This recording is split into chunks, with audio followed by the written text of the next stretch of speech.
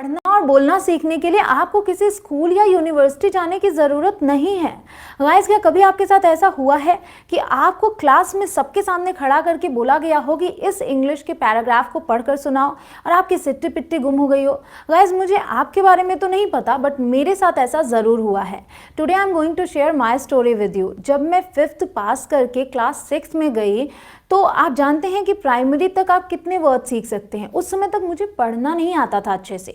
मैं वर्ड्स जानती थी बट बहुत ज़्यादा नहीं जानती थी। तो जब मुझे क्लास में खड़ा किया गया पहली बार तो मुझे पढ़ना तो नहीं आता था अच्छे से। तो मैं इस डर से कि लोग हंसे ना, मैंने पढ़ने से मना कर दिया। बट उस दिन के बाद मुझे ये एहसास हुआ कि मुझे ये आना ही आना चाहिए, क्योंकि क्लास में आज नहीं तो कल तो मुझे खड़ा होना ही है।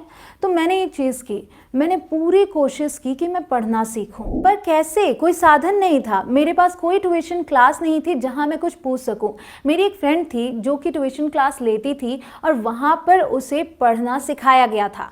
तो मैंने पूरी कोशिश की कि मैं जितने भी बच्चे पढ़ रहे हैं उनको ध्यान से सुनूं, एक एक वर्ड को ध्यान से सुनने की कोशिश करना मैंने शुरू कर दिया।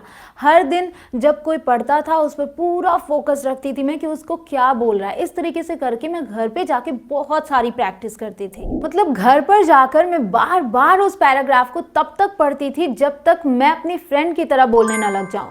तो गाइज, ऐसा करते करते मुझे सभी वर्ड्स आते गए और मैं सीखती गई। लेकिन मैंने ठान लिया है गाइज कि मैं आपके साथ ऐसा नहीं होने दूंगी जहां आपको स्ट्रगल करनी पड़े इंग्लिश पढ़ना सीखने के लिए।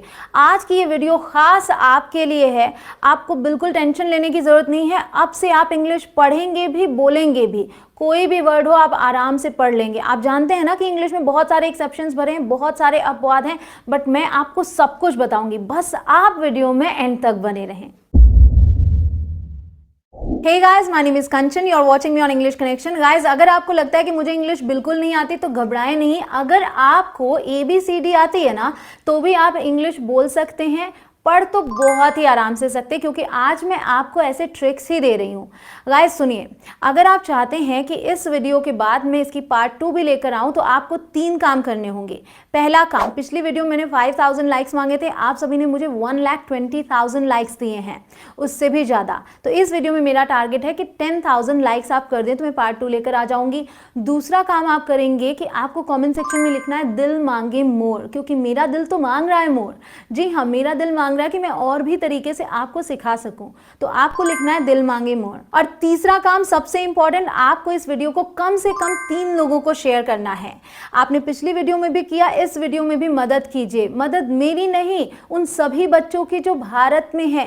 गाइस, मैं चाहती हूँ भारत का एक एक बच्चा, चाहे वो किसी छोटे से गांव के किसी छोटे से कोने में ही क्यों ना हो, हर बच्चा फर्राटेदार इंग्लिश बोल सके। तो उन सबकी मदद कीजिए, इस वीडियो को शेयर कीजिए। तो गाइस, मैं आपको बता दूं कि अगर आप ए से लेके जेड तक के लेटर्स के साउंड को समझ लेंगे तो सब कुछ चुटकियों का खेल बन जाएगा आपके लिए। और इसमें भी कुछ भी मुश्किल नहीं है। ये जो A-E-I-O, ये जो दिख रहे हैं ना A-E-I-O और U, और साथ ही साथ ये Y भी है हमारे पास, इनके कई सारे साउंड्स हैं, तो इन पर हम आगे चर्चा करेंगे। पहले हम इनको समझ लेते हैं जिनके एक एक साउंड्स हैं, ठीक है। तो बी का ब, सी का कभी स आता है कभी क, वो आप प्रैक्टिस के साथ सीख जाएंगे। डी का साउंड है ड, एफ का साउंड है फ, जी का साउंड कभी ग आता है कभी ज आता है, एच का साउंड है ह, जे का साउंड है ज, के का साउंड है क, एल का साउंड है ल। जब आप प्रोनाउंस करेंगे तो यही सब सुनने में आएगा आपको। एम का साउंड है म, एन का साउंड है न, पी का साउंड है प, क्यू का साउंड है ख या फिर क्व कह सकते हैं, कभी कभी ऐसे समझ में आएगा। आर का साउंड है र, एस का साउंड होता है स, बट समटाइम्स कुछ 2-4 वर्ड्स में आपको श भी समझ में आएगा। टी का साउंड है ट, वी का साउंड है व, और डब्ल्यू का साउंड थोड़ा सा व करके आता है, ठीक, लगभग सिमिलर ही है वी से। एक्स का साउंड होता है क्स या फिर ज, और वाई का साउंड हम आगे बात करेंगे।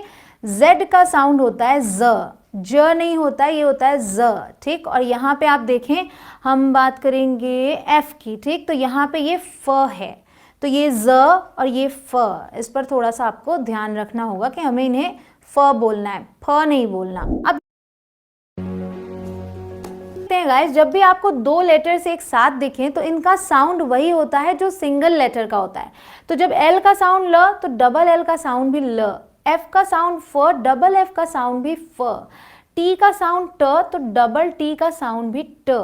हिंदी के नामों को जब आप इंग्लिश में बनाते हैं तब आप वहां आधे अक्षर के लिए एक लेटर पूरा यूज कर लेते हैं। जैसे अगर आपको बोलना है भल्लार तो आप BHALLAAR बोलेंगे, वहां आप आधा ल के लिए L यूज करते हैं। बट इंग्लिश में आप भले ही दो लेटर्स को एक साथ पाएं लेकिन वहां कोई आधा अक्षर वाला साउंड नहीं होता। ठीक, तो ये है बिल, ये है ऑफ, ये है किटन, ये है फिज, ये है एग, ये है ऑड, ये है सॉरो। कोई आधा अक्षर नहीं सुनाई दिया। अब यहाँ आते हैं सी के को जब जोड़ते हैं तो साउंड आता है क। जैसे के का साउंड क वैसे सी के का भी साउंड क। सो DUCK डक। CH में देखिए यहाँ पर CH का साउंड है च। ठीक, तो CHEC के हम बोलेंगे चेक, ये च साउंड, ये क साउंड। और उसी तरीके से TCH का साउंड भी च ही होता है। सो MATCH मैच। SH का साउंड है श।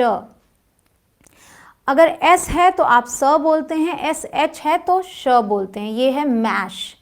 TH के साउंड दो होते हैं, कभी द होता है कभी स होता है, ये आप धीरे धीरे समझ जाएंगे प्रैक्टिस के जरिए। THE ज बोलें या तो जी बोलेंगे, और इससे यहाँ पर TH जो है इसे हम बोलते हैं थ, हेल्थी। ओके, अब आते हैं PH पे। PH का साउंड है फ, तो जो F का साउंड है वही PH का भी साउंड है फ, तो फ के लिए हम दोनों यूज करते हैं। QU का साउंड आता है क्व, सो QUEEN, क्वीन।